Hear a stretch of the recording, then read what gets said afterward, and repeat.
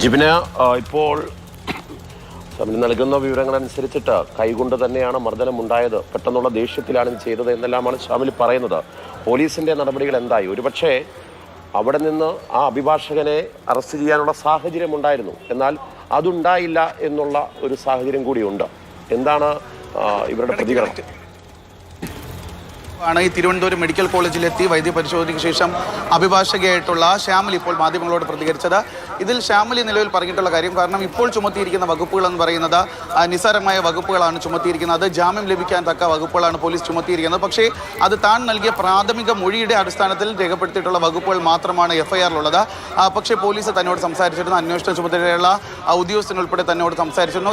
ഈ വൈദ്യപരിശോധനയ്ക്ക് ശേഷം വൈദ്യപരിശോധനയുടെ കൂടി അടിസ്ഥാനത്തിൽ മറ്റ് വകുപ്പുകൾ കൂടി ആഡ് ചെയ്യാമെന്നാണ്, മറ്റു വകുപ്പുകൾ കൂടി എഫ്ഐആറിൽ ആഡ് ചെയ്യാമെന്നാണ് ഈ പോലീസ് പറഞ്ഞിരിക്കുന്നതെന്നാണ് ശ്യാമലി പറയുന്നത്. ശ്യാമലി ഇപ്പോൾ പറഞ്ഞ ഒരു ഗുരുതരമായ ആരോപണമുണ്ട്. കാരണം ഈ അഭിഭാഷകൻ മുൻപ് താൻ ഗർഭിണിയായിരുന്ന സമയത്ത് തന്നെ ഇതുപോലെ തന്നെ മുഖത്ത് മർദ്ദിച്ചിട്ടുണ്ട് എന്നുള്ള ഒരു കാര്യമാണ് ശ്യാമലി പറയുന്നത്. മറ്റൊരു കാര്യമെന്ന് പറയുന്നത് ഈ ബാർ അസോസിയേഷന്റെ ഇടപെടൽ സംബന്ധിച്ചിട്ടുള്ള കാര്യമാണ് പറയുന്നത്.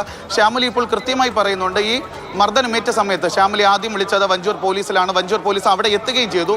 വഞ്ചൂർ പോലീസ് ഈ ഓഫീസിലെത്തിയ സമയത്ത് അഭിഭാഷകനെ അവിടെ നിന്ന് കസ്റ്റഡിയിൽ എടുക്കുന്നത് തടഞ്ഞത് ഈ ബാർ അസോസിയേഷന്റെ സെക്രട്ടറിയാണ്. വള്ളക്കടവ് എന്ന് പറയുന്ന ഈ ബാർ അസോസിയേഷൻ സെക്രട്ടറിയുടെ നേതൃത്വത്തിലുള്ള സംഘമാണ് ഈ അഭിഭാഷകന്റെ അറസ്റ്റ് ആ സമയത്ത് തടഞ്ഞതെന്നാണ് ഇപ്പോൾ ശ്യാമലി പറഞ്ഞിരിക്കുന്നത്. ശ്യാമലിയുടെ ഭർത്താവും സഹോദരനും ആ ഒരു സമയത്ത് അവിടെ ഉണ്ടായിരുന്നു.